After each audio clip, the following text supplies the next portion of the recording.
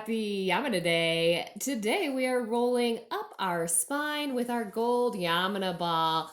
Oftentimes we hear that people are struggling with lower back pain or mid back pain up into the back of the neck.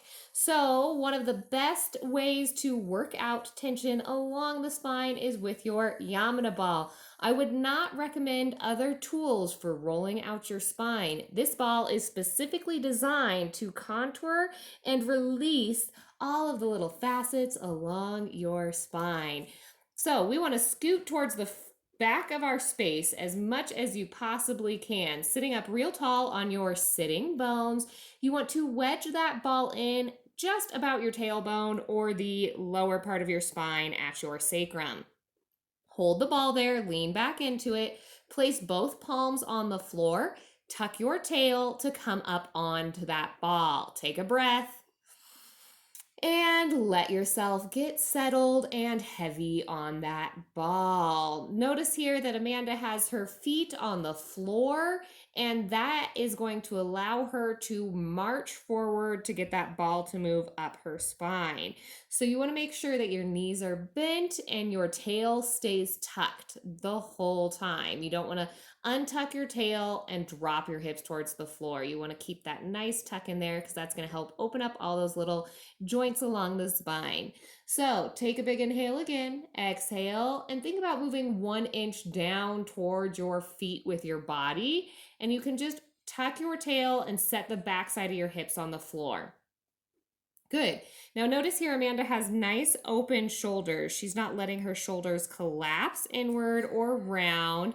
She's keeping those pulling open and back. We want to make sure we have solid posture through this entire roll. And each time you pause, you're taking a few deep breaths, just inhaling in the nose, exhale out the mouth slowly, letting yourself stay heavy on that ball. Now, pick those hips up again and move your body toward your feet 1 more inch. And you can see that ball's not gone very far just yet, but we're slowly working up the length of the spine. If you find that you are shaking, it's a lot of work. Maybe it's hard in your core or in your shoulders.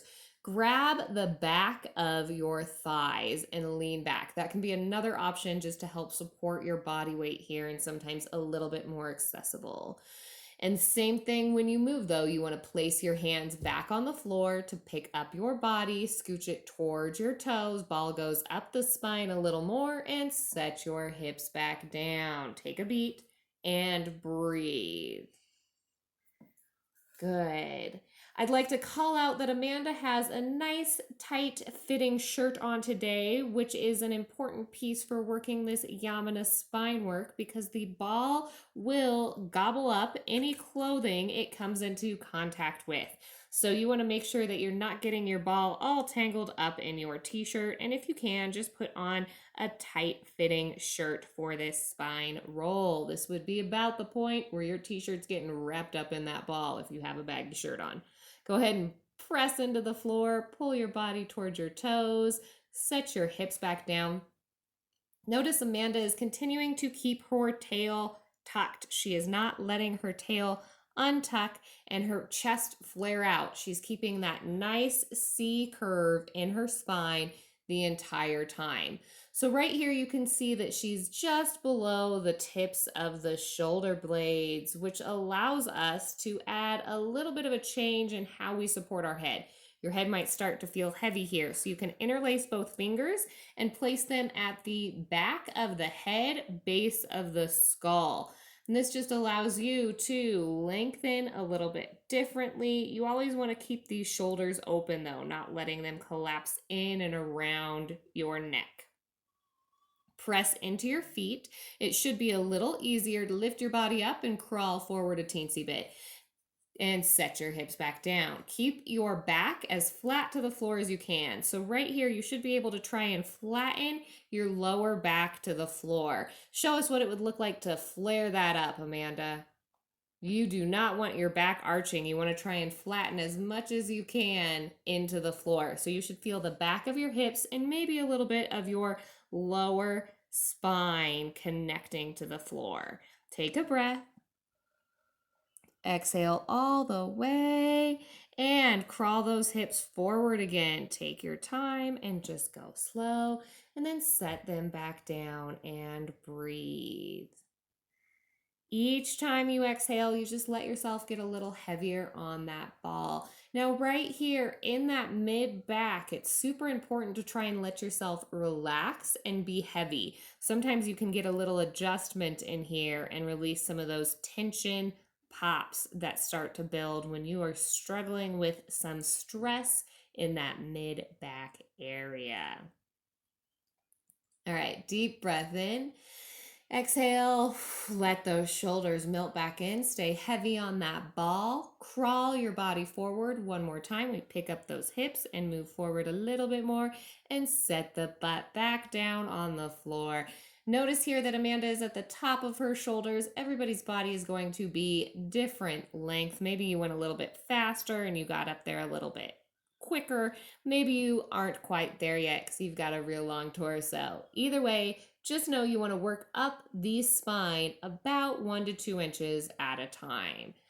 And then we crawl forward one more time and we start to work into the back of the neck. So right there, you can feel where you're connecting the ball to the base of the neck where it meets the top of the shoulders. This is another point where we hear a lot of complaints about this line, this zone, this tension area becoming very stiff and locked up.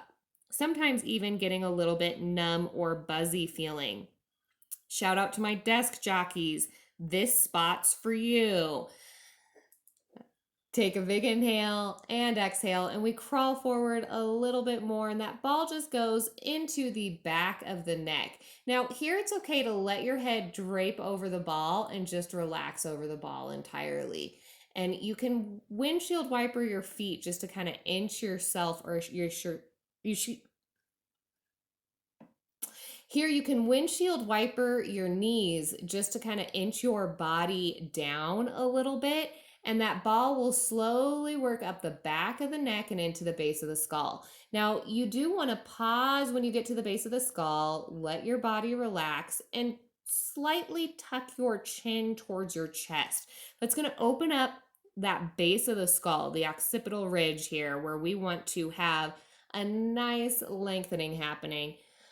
The top of the neck right up in there nestles into the base of the skull, and it's hard to reach that area if you keep your chin lifted up towards the ceiling. So you really want to tuck and lift and still trying to keep that length of the spine flat to the floor. Amanda's not flaring up her rib cage and letting her spine lift off the floor. You want to keep your spine tucking into the floor the entire time. Take a deep breath here. And for our finish, we're going to slowly twist our head to the left and slowly twist our head to the right. Breathe again, bring your head back to center. You can repeat that twist side to side as many times as you would like or feels good for you. It's okay to hang out here on this ball for a couple of minutes. And when you're ready to come off that ball, you want to relax your head. Use one hand to let your head be heavy and lift it up. Move that ball out with the other hand and then place your head back down on the floor.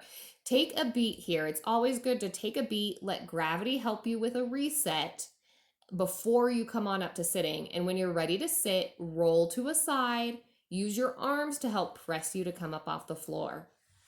We don't want to just sit up off the ball because we work really hard to lengthen the spine and the neck, and we don't want to jostle that tissue and throw it out of whack. So we want to make sure that we're using our entire body to come up off the floor by rolling to one side and protecting the neck and the head.